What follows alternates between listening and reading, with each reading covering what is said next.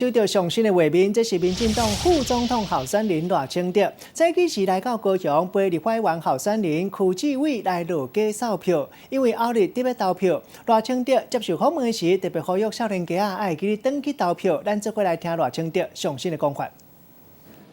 是年轻人是国家的未来，那这一次呢，为了台湾的未来啊，民进党提名了很多年轻人啊，非常杰出。有理想、有抱负的包括邱志伟邱委员在内，年轻人出来担任候选人，也敬请年轻人一定要返乡投票也共同承担起国家的责任当然过年前年轻人可能会因此而回来2次，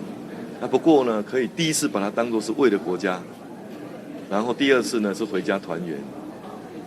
国家先有国再有家嘛。我也敬请所有的年轻的朋友是不是还在哈罗呢？应该要回家投票宝贵的一票，大家一起顾台湾的主权，维护台湾的民主，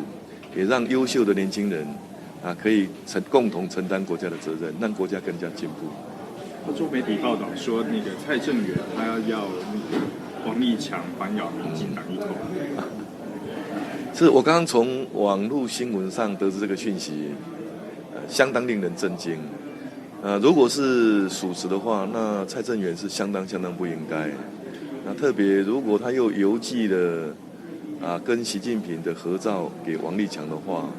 我想这个威胁的意味不言可喻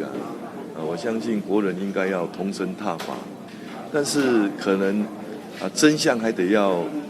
让相关的单位去调查之后才有办法了解。